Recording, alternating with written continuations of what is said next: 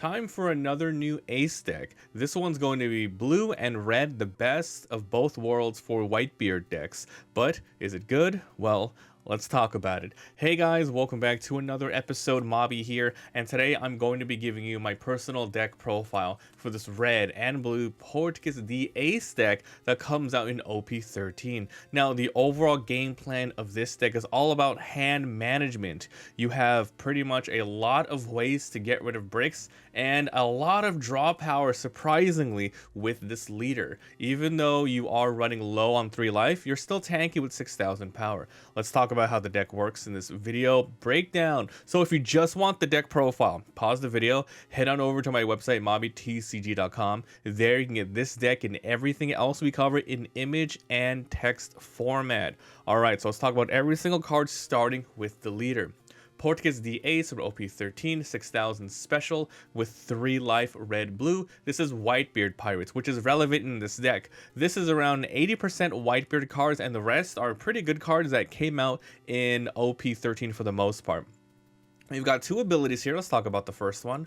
On your opponent's attack, once per turn, you can trash 1 card from your hand and give up to one of your opponent's leaders or characters negative 2,000 power during this battle. This is essentially making it so any card that you end up trashing with this is a plus 2k counter. So you can end up getting a 1k counter out for 2 if you really need it at the time, or better yet, the bricks in your hand. Any of your 0 bricks become 2k bricks, which is super important for this deck.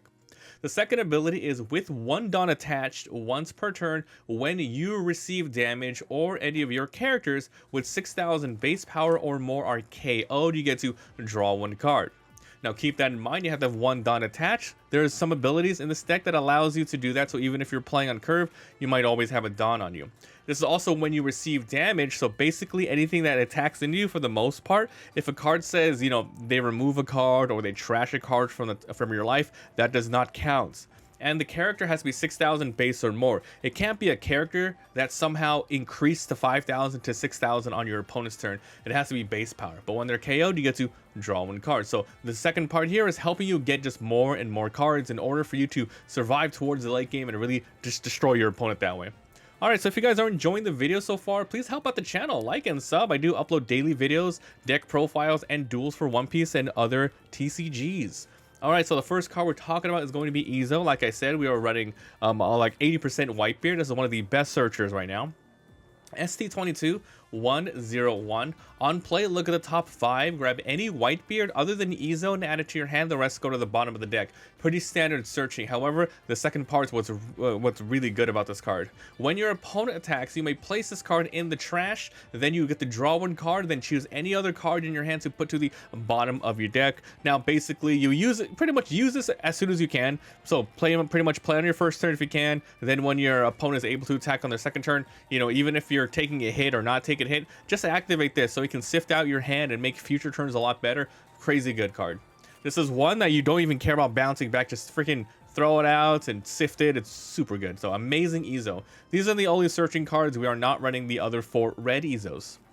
Alright, time for Otama. This one came out OP13 102, so it's a 2k. This is Land of Wano, so this is not a Whitebeard card, so it's not searchable by this Izo.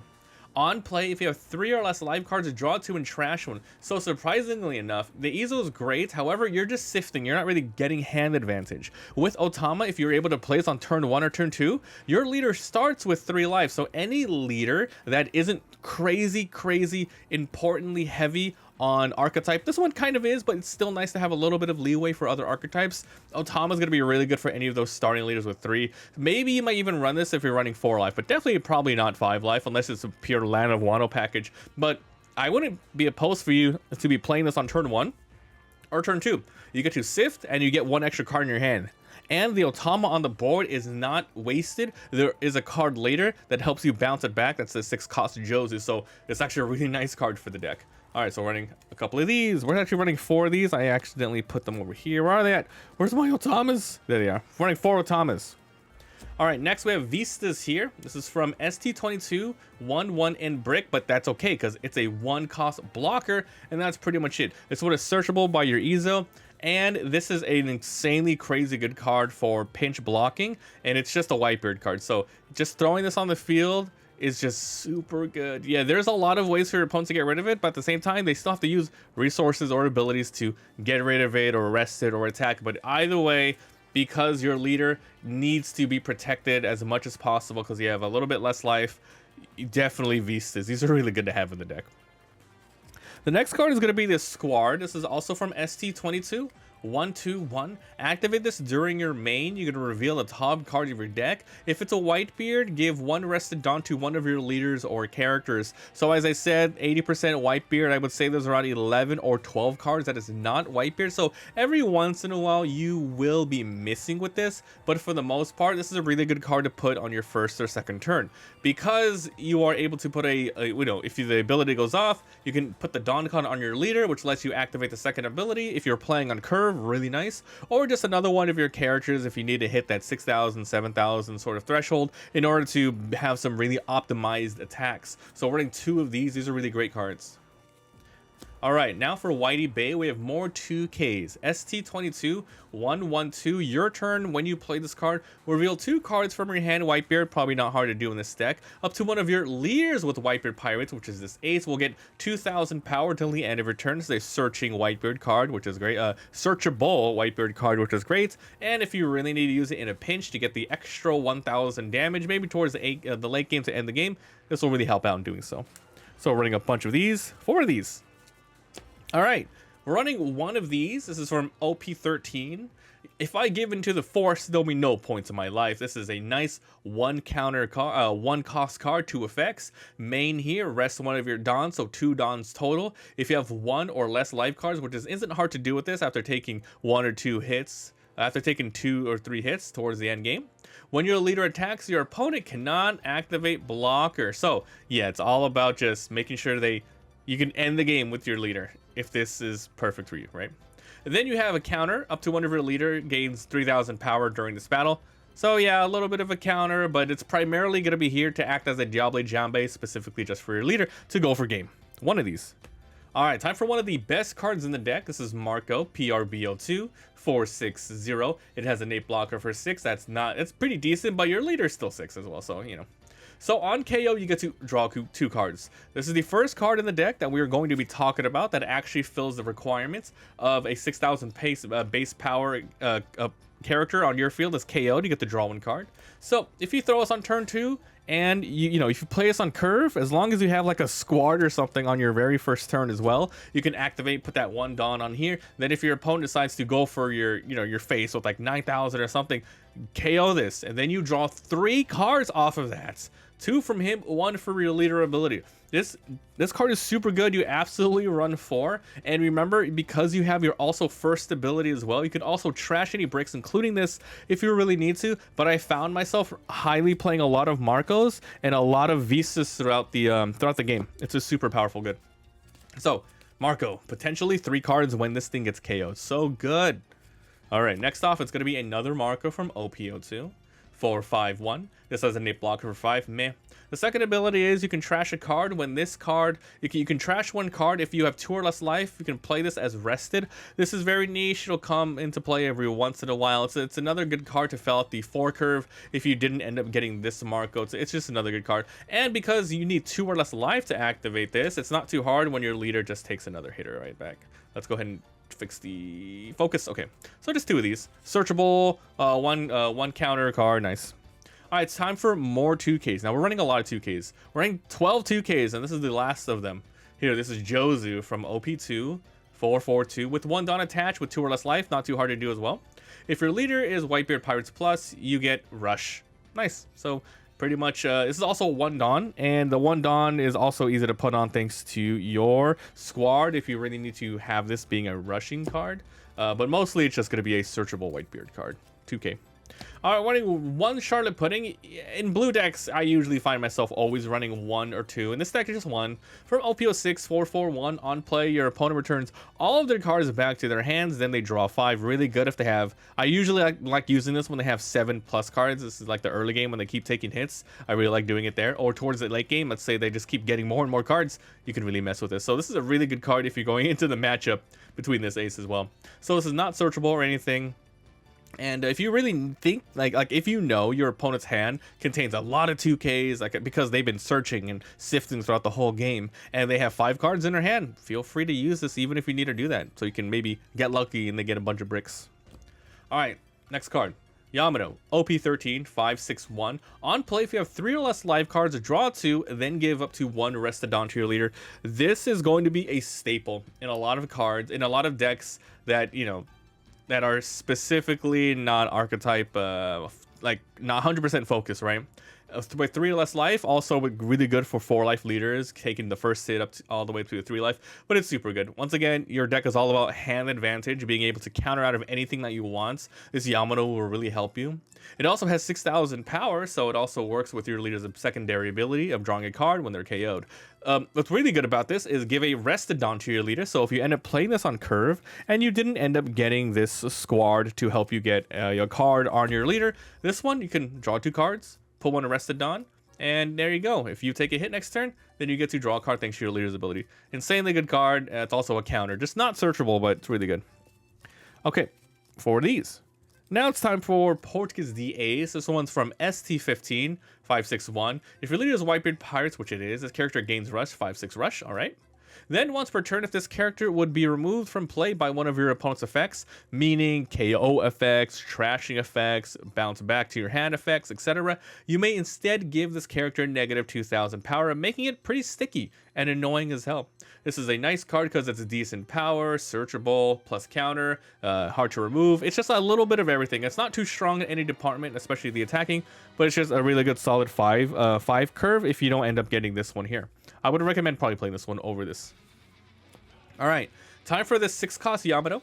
So this is from EBO2 670. So activate main once per turn. If your leader is Land of Wano or Ace, which it is, give 1 Restodon card. So we're seeing a lot of cards that give your leader Restodon, and that's because you really need it. You really need 1 on your leader, especially for playing on curve. So we have these 5-cost Yamatos, and then we have these squads, which work every single turn. But the 5-cost Yamatos, it's on play. This one's an activate main. So once you get this card on the field, you can use it every single turn by giving 1 Restodon to your leader. And then this character gains rush.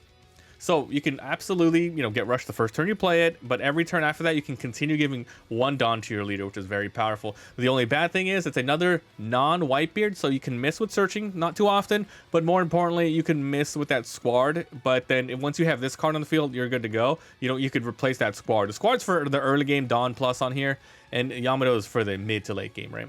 So it's a really good, amazing card. A little bit of a brick, but once again, your leader ability, you're able to trash any extra bricks. All right. Oh, and really quick, I'm not running this card in the deck. This one is a new card from OP13. This is a Portgas D Ace Whitebeard 670. If you have 3 or less life, this gains rush. So basically, it's the same stats, but however, this one has the benefit of being Whitebeard Pirates. On play, give a Restodon to your leader, which this one does as well. But here's the deal. You bounce back a 5 or less to the opponent's hand. Then they can play a character 4 or less from their hand. I found myself not wanting to play this that much because your opponent just bounces back a 5 cost. It has to be specifically a 5 or less as well. So, if you don't bounce a 5 back, you're just giving them a 4 cost. And then, like, if it's a 4 or less, you're just letting them bounce it back and then replay it. And then sometimes they get to do on play over and over again. So I found myself not wanting to play this. If you don't have these Yamatos and you get this in the new set, go ahead and play it. I just find myself it's a lot more of a niche scenario for this to really, really work. The best case scenario, you bounce back a 5 cost, and then they don't have a 4 lower to play, but they usually do. So that's why I'm not running this, but this is still a good card. I just found myself wanting to play this a little bit more. So not bad if you want to put this in. All right, the last of the 6 cost, we have Jozu here. From OP08 671. On play, bounce back any one of your characters, then bounce back a 6 cost. Really nice. This is a Whitebeard, so it's cool and it's searchable.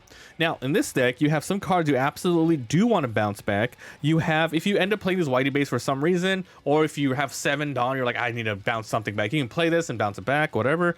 These squads, once you're done and you have your Yamatos on the field, you can bounce these back.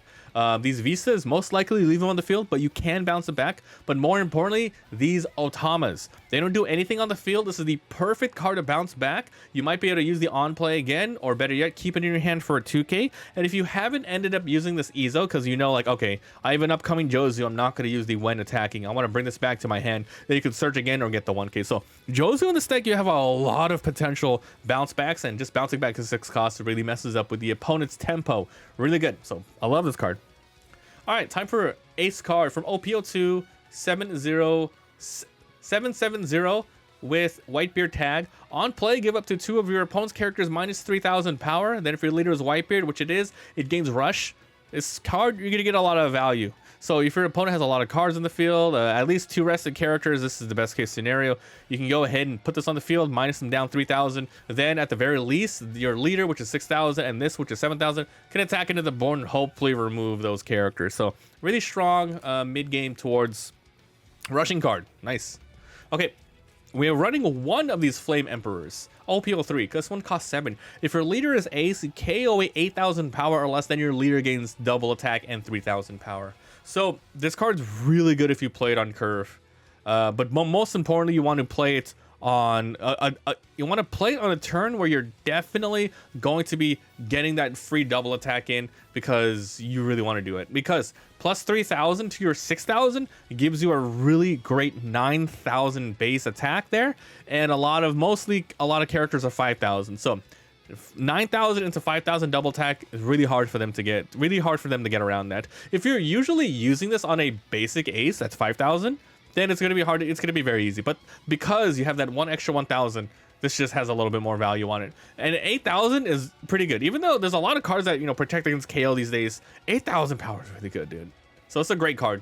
I find myself using this to end games out quite a bit, because I usually have like my board filled up with like some 10 cost stuff, etc. And then you Flame Emperor, destroy something, attack their life with double damage. They think they're safe, and then you finish the game off with your other cards. So this is a really good card. The trigger here is KO 6,000 power less. Damn, that's a good trigger. All right, time for the last card of the deck. It's a new card from OP13. Edward Newgate, 10, 12, Brick, 4 Emperors, Whitebeard. It's searchable. This has an 8 blocker for 12,000. Damn, an 8 blocker. On play, draw 2, trash 1, then give your leader and then another one of your characters up to 2 rested Dawn cards. So best case scenario, play this when you have at least one life, etc. So you feel kind of safe. It's a blocker for 12,000. Draw 2, trash 1, sift away. Then give 2 to your leader, so it's 8,000. And then 2 to another already ready character to attack on your previous turn. And then plus 2,000, then you start attacking. This is really hard to remove because it's 12,000. And because it's a blocker, you do have some value on the turn that you play, because your opponent will have to kind of mess with it, right? Like they have to attack, and then you get a free block off of that. Then every turn after that, you're most likely going to be attacking with this because it's just so strong. But then if you chain these cards every single turn, by the time you're hitting late game, your Ace should be ready to go, and you have a ton of hand advantage, being able to counter out of a lot of stuff. And this is one of the cards I was talking about. Like a lot of times I get 1 or 2 Edward Newgate, you Flame Emperor, you 9,000 double attack, and then what are they gonna do? It's like, oh, my blocker is gone. Oh, my two life is gone. Oh crap, 12,000. It's this. Oh, it's a really good way to end the game. Running 3 of these. Remember, if you have any bricks, your leader ability helps you get rid of them. It's really nice. So that's going to be the deck, guys. I did a lot of testing with this, and this is the deck that I found works pretty well. There is another version where it's all about like lowering power and destruction, because that's, a lot of Whitebeard cards are good at that. But I think I'd rather save that sort of playstyle for the red and blue Marco. So I'll be making a new deck featuring that. What was that, OP08? I'll be featuring that leader again, using all of these new Whitebeard cards, because it's nice. So that's it, guys. Let me know what you guys think about the deck. What would you add? What would you remove, etc.? Talk about the deck. Make sure to like and sub for daily videos, and of course the website for this deck and more. Thanks for watching, and I'll see you guys next time. Bye.